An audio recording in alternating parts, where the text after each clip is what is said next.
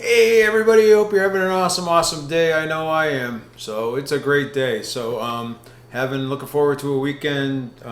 This is of course you'll see this on Monday, but I'm recording this on Friday, and so it's just the start of the weekend. Out of work for the weekend, relaxing, getting ready, thinking about maybe if it's nice enough to go jump in the pool a little bit, maybe, or go do something that's really relaxing and enjoying ourselves and having a little fun, right? So, and we'll see how that goes. So, but hey, if you're new here, welcome. Hopefully you enjoy the content. Hopefully you'll stick around and watch the video, right? So, I'd love to have you. I'd love to have the interaction. Tell me what you think down below. Do you like the topics? Not like the topics? Or whatever. So, tell me the topics you'd like to see. So, again. I'm all about trying to lose weight, get healthy, get into shape. I'm not a young guy anymore. I've gone through a lot of stuff, so I'm at that age where I'd like to go into my old age and retirement, healthy and wealthy and wise. I don't know about the wealthy part, but I'd like to go into it at least healthy anyway. So I don't know about the wise part either. So so give me a little bit on that one. All right. So I'm gonna blame it because I got lack of sleep, right? So that's no, I'm only kidding. So hey, but I wanted to talk today a little bit about some of the mistakes that some of the people that I talk to when they're starting to do a ketogenic, low carb lifestyle. Some of the mistakes they made. And some of the things to watch for if you're new to this, or even if you've been doing it for a while, because a lot of these things we kind of start sliding out of the mode and back into that great American standard diet and eating and putting weight back on and getting back our health problems and getting blood pressure issues and diabetes and all that other good stuff. So, it's really good reminder. Again, I'd love to know how long have you been doing a low carb diet. If you have been doing it, how long have you been doing it? And are you successful with it, or are you having some issues with it, right? So comment in the comments down below. I'd love to hear it, and so we can talk about it and maybe in future videos and address some of it, or at least in my opinion, right? So I'm no doctor, I'm no nutritionist or anything else, or no medical whatsoever. So I can only talk about my opinion and things that have worked for me in the past and things that I've seen. And these are just really my opinion, right? So one of the first things I see people talk about and when they're telling me how they're doing a low carb diet or they're doing keto diet and it's not working for them, they're not losing weight. Most of the time they haven't done their macros right. They're eating too many carbs, or there's carbs in there that they're not counting. So therefore, it's putting them outside of where they want to be. So first, you really need to figure out where those carbs are that you need, how many a day, and how fast you want to lose weight. And I know everybody talks about the magic number of 20. I don't know whether it's a magic number or not, but it's a really good number, 20. So everybody tries to, especially if you're trying to lose weight fairly reasonably, 20 carbs, right? So and then there's a difference between types of carbs, right? You have what everybody tracks. Some people track net carbs. I track total carbs. I will tell you that total carbs, in my opinion, if you're going to do this and do it right and do it for your health, do total carbs. You'll be much more satisfied, much more successful than if you're doing net carbs, at least in my opinion, right? So, and we can talk more about that in a later video if you'd like to, just to get my opinion. So I've done both. I've done successfully with both. You have to do whatever works for you. So the net carbs works for you. And again, I kind of do it on the weekends now because I'm more in the maintenance mode. I'm not really looking to lose more weight. I'm where I want to be. Now it's a little bit more about getting a little bit leaner maybe, and that comes through exercise and stuff of that nature versus as much as weight. But I have to watch what I'm eating, and I have to stay in that lifestyle. Otherwise, I start putting a pound or two on, every week or couple of weeks, and it'll be, 5 pounds, and it's 10 pounds, and then it's 20 pounds, and I don't want to do that. So I'm trying to stay where I am. So I watch my macros really good. So look at when you start eating, and then you get into the carbs. start looking at it, deciding what they are. If you want some help talking about it, I have an email down below. You're more than welcome to email me. We can talk about it a little bit. I can tell you again, like, I'm no medical professional, but I can tell you what's kind of worked for me and some of the things that I've tried, because I've tried a lot of stuff over the years. I've been doing this almost 5 years now, so I've been doing a lot of stuff over that time frame and trying a lot of different things. So and then I can talk about what's healthy, what's not healthy, and all that good stuff. But back to the carbs. I know I'm kind of getting off topic, but just kind of watching the carbs and figuring out what works for you so that you lose weight, right? So do you want to lose just a little weight, a little at a time, slowly, or do you want to be more aggressive and lose weight fast, and get down there to where you want to be quicker, right? So it really depends on you and where you want to go. 20 is a good number, whether you're doing total carbs or net carbs. I will tell you, if you're doing 20 total carbs, it's a little bit more restrictive than if you're eating net carbs, just because when you're eating 20 total carbs, it cuts out a lot of the sugar and a lot of the fibers and stuff that net carbs allows you to eat, which is not a bad thing. But figure those macros out for you, what you want to do, and start looking at it. And also look at the carbs that you're consuming. Everything that goes into your mouth has carbs in it. Everything. Assume everything does. So if it's heavy whipping cream, you know what? It has carbs in it. If it's cheese, it has carbs in it. No matter what. Because in the packaging, it will say that it has 0 carbs in it. Like, take a slice of cheese. Some cheeses will tell you that it has 0 carbs in it, and realistically, the FDA allows the food industry say if it has less than 1 carb, they can say it has 0 carbs in it, right? So some companies do that. So they'll put on there 0 carbs, and realistically, it's 0.8 or it's 0.6.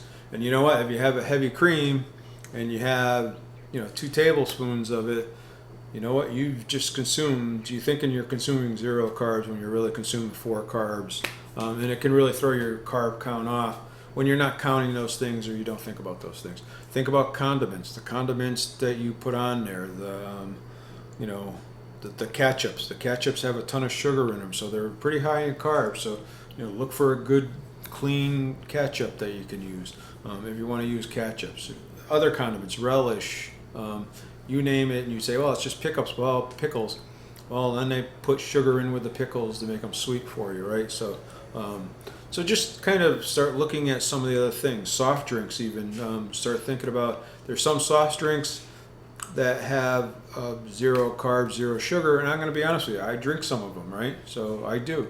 Occasionally I do. So just be cautious with them, and just because they say they're 0, they contain aspartame and some other things that may cause your body just to not digest the food right? So just to kind of think about that. I'm not going to go on too long, but really, it's really easy to overeat the number of carbs that you're eating. So, and then the next big thing that I see people do when they start on this is that they're afraid of eating fat, right? So we in the U.S., and I don't know about the rest of the world, but I can only speak about what here in the U.S., is that we try to eat very little fat, right? Low fat diets. We've been taught low fat our whole life, since you were born.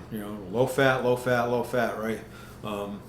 And realistically, when you go into a low carb diet, you're really shutting off the fuel tank of your body. So your body needs something else to burn. So that is the fat, right? So I've seen people that go on a low carb diet and they say, oh, I'm so tired, I'm worn out, I can't function right. Well, more than likely, that's probably a sign that you're not eating enough fat, right? So it's really a hard mindset to change and say, you know what, I need to start consuming more fat and I need to keep my fats. Now, I understand when we talk about eating fats, and the concern is eating all the trans fats. So we really want to watch the fats that you're eating. So think about ways you can eat good fats that are good saturated fats that have high omega-3s, and how do I get those ones into my diet, right? So when I'm cooking, I use avocado oil as the oil that I'm cooking with instead of some other junky oil that has very high omega-6 oils that have been processed beyond belief, so that you get them, and kind of think, where can I add them? Where can I add those good fats? I eat avocados, right?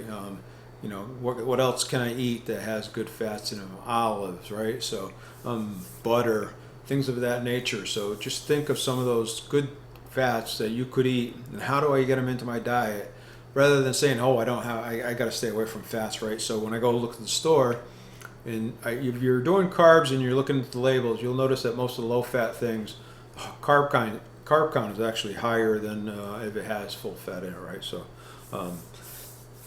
just something to think about when you're eating them. Don't be afraid to eat the fat. Try to look at that and look at the macros. And again, you don't have to hit the macros every day. It's kind of a try to get around, right? So hey, I have 100 grams of fat every day that I try to hit. Some days I hit 80, some days I hit 120, some days it's even less than that, some days it's more than that. So it's kind of just a suggested number to try to get to, so that it kind of comes out like an average, right? So and that's what I try to do. So I'm trying to eat at least 100 grams of fat a day. My body is burning that as energy, and it needs it as energy. So if you're not giving it that, then you will feel sluggish, you will feel tired, and it will have an effect on you. So just one of those things. So really, people really don't want to eat fat. It's just something we've grown up not doing, and being told it's bad, it's bad, it's bad. Instead, switch it around, enjoy it. Have that steak with that full fat in it. Tell the butcher to leave the fat on it instead of trimming it, so that you get all that flavor and juice from the fat in your meats, so that you really enjoy it. It tastes so much better. It tastes so good, and it's really actually healthy for you, right? Your body is going to use that, burn it, process it. So just think of it. It's turning it into an oil and using it. So it's really good for you. So and then the next thing is, when you do a low carb diet as well, your body will secrete a lot of sodium out of you.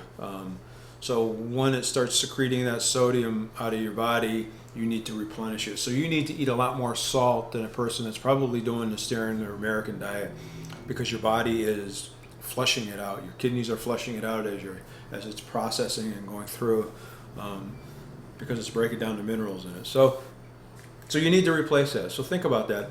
And that's one of the reasons, especially, and then you hear probably a lot of people talking about electrolyte, right? So think about it, and replenish yourself. Have that sodium. Put some salt on your food. Put some salt in the water. Use electrolytes. Whatever it takes to replace that sodium, right? So, sodium is a vital mineral in your body, and you can't live without it, right? So we need to replenish it of your body, and your body really actually does flush it all out and gets rid of it. So you need to replenish it. So especially when you're doing a low carb ketogenic diet. So and then one of the other things too is, say, I can't tell you how many people I've talked to at work to say, again, that the keto diet didn't work for them, and I would just say that, well, how did you do it? What'd you do it? Because keto can mean many different things to many different people. You can do a vegan version of it. You can do, a carnivore version of it. You can do all kinds of different ones. The standard one, there's a medical one. There's all kinds of versions of it out there. So you could do a hybrid between them, with it's a high protein ones, or so there's just a ton of them to do out there. So I would just say that you're quitting too soon, instead of trying to figure out why you can't stick to what you're trying to do.